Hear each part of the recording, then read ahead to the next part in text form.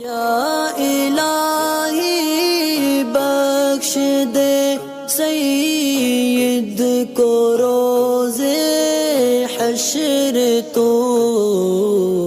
अज़हर शेख है, इन्होंने दुआ के कबूलियत के ताल्लुक़ से सवाल किया है कि दुआ का कबूल होना जो वक्तों के अंदर होता है उसका मैं मुख्तसर सा खुलासा अर्ज़ करता हूँ कि अगर किसी की कोई ख़ास हाजत हो या कोई ऐसी तमन्ना हो या कोई ऐसी वक्त आ पड़े कि जब उसके दुआ का कबूल होना उसको चाहिए। वैसे तो हर वक्त दुआ करते रहना चाहिए और मोमिन के लिए दुआ जो है वो एक हथियार की तरह होता है कि मोमिन कभी भी बग़ैर हथियार, जिस तरह आदमी जंग में बेकार होता है, वैसे ही अल्लाह तबारक व तआला की बारगाह में उसको दुआ हमेशा अपनी ज़रूरतों के लिए करते रहना चाहिए। और हर नमाज के बाद खुसूसन जो दुआ कबूल होती है, हर नमाज के बाद मैं उन वक्तों का ज़िक्र करता हूँ। फ़राइज़ पढ़ने के फ़ौरन बाद दुआ की कबूलियत का वक्त होता है, तो फ़र्ज़ नमाज़ पढ़ने के बाद दुआ की जाए। दुआ में उस वक्त सुस्ती न की जाए। बाज़ लोग होता है कि फ़र्ज़ नमाज़ अदा करते ही मस्जिद से या तो उठ के चल देते हैं या घर में फ़र्ज़ नमाज़ पढ़ते उठ के दूसरे कामों में लग जाते हैं, तो ऐसे में फ़र्ज़ के बाद दुआ होती है। और इसमें मुराद ये नहीं कि सलाम फेरते ही दुआ कर ली जाए, मतलब वो वक्त कबूलियत का हो जाता है जब तक आप वो मसल्ले पर रहते हैं फ़र्ज़ नमाज अदा करने के बाद। तो उस दरमियान अब अगर आप तस्बीहात कुछ पढ़ना चाहें, ज़िक्र पढ़ना चाहें, तो वो भी ज़्यादा बेहतर है कि ज़िक्र भी जो है दुआ की कबूलियत का एक बाइस बनता है। तो सलाम फेरने के बाद फ़र्ज़ नमाज के कोई ज़िक्र अज़कार वगैरह जो होते हैं डेली रूटीन के, उसको पढ़ के फिर दुआ मांगी जाए। इसकी मुराद ये है फ़ौरन सलाम फेरते ही दुआ मांग ली जाए, ऐसा नहीं है। तो अगर आपकी रूटीन में हो वज़ाइफ पढ़ना तो वो पढ़ सकते हैं। तो एक तो फ़र्ज़ नमाज के बाद, दूसरा बारिश के वक्त भी दुआ कबूल होती है कि कभी बारिश हो तो उस वक्त ये करना चाहिए कि बारिश के दौरान वज़ू वगैरह करके 2 रकात नमाज भी अदा करें, फिर नमाज़ पढ़ के मुसल्ले पर बैठकर दुआ करते रहें, या फिर सजदे की हालत में दुआ करें। मतलब ये कि जब बारिश होती हो तो वज़ू करें और सजदा करें, सजदे के अंदर फिर अल्लाह तबारक व तआला से दुआ कर सकते हैं। तो ये बारिश का होना भी दुआ की कबूलियत का एक वक्त होता है। इसके अलावा जुम्मे के दिन जो दुआ कबूल होती है उसके अंदर 2 वक्त होते हैं।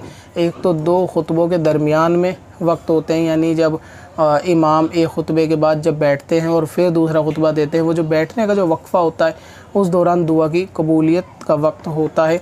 तो उन वक्त में भी दुआ मांगनी चाहिए जुमे के दिन। ख़ास तौर से जो मस्जिद में होते हैं उनको तो पता चल जाता है, और घर में रहने वाली ख़वातीन को खुतबे के अंदाज़े से पता चल जाएगा अगर वो तवज्जो से सुनेंगी तो। क्योंकि खुतबा माइक में होता है तो पहला अरबी में जब खुतबा हो चुका होता है उसके बाद थोड़ा सा वक्त वो रुकते हैं, मुश्किल से 30 सेकंड के करीब का वक्त या 1 मिनट के करीब रुकते हैं, और फिर दोबारा अरबी का खुतबा शुरू होता है। तो उनको भी घरों में रहने से अंदाज़ा ये हो जाएगा कि वो खुतबा हो रहा है, उस वक्त वो दुआ कर सकती हैं। और जुम्मे ही के दिन जो है वो असर मगरिब के दरमियान, यानी मगरिब से थोड़ा पहले ये भी दुआ की कबूलियत का वक्त होता है। तो इसमें ये करना चाहिए, अगर आप वक्त है थोड़ा सा तो असर की नमाज़ थोड़ा ताख़ीर से पढ़ें, और इतनी ताख़ीर ना हो कि मकरू वक्त आ जाए मगरिब का। मसलन ये कि मगरिब से आधा घंटा पहले असर की नमाज़ पढ़ें और फिर मुसल्ले पर बैठकर या अल्लाहु या रहमानु या रहीमु या अल्लाहु या रहमानु या रहीमु इस तरीके से विर्द करें। और जब जैसे ही मगरिब की आवाज़ कानों के अंदर अज़ान की आवाज़ आना शुरू हो तो ज़िक्र रोक दें और फिर दुआ करें, या अज़ान से कुछ वक्त पहले 2-4 मिनट पहले अपने लिए दुआ करें। तो वो वक्त भी असर से मगरिब के बीच में जुमे के दिन ख़ास तौर से, और वैसे हर दिन भी ये कर सकते हैं, लेकिन ख़ुसूसी तौर से जुमे के दिन ये भी दुआ की कबूलियत का वक्त होता है कि उसमें पूरी तवज्जो के साथ अल्लाह तबारक व तआला से दुआ करें। दुआ के लिए मैंने एक वीडियो और बना रखी है कि लोगों की बेध्यानी होती है दुआ के अंदर, तो इसलिए भी मामलात होता है। तवज्जो अपने काम फोकस के ऊपर फोकस जो है ना अपने काम के ऊपर होना चाहिए कि आप किस पर्पज़ के लिए दुआ कर रहे हैं, क्या हाजत आपकी दिल में है, अल्लाह ताला से किस तरह से आप बात करके दुआ कर रहे हैं, पूरी तरीके से वो वहाँ पर आप फोकस रखेंगे, इंशाअल्लाह ताला दुआ कबूल होगी।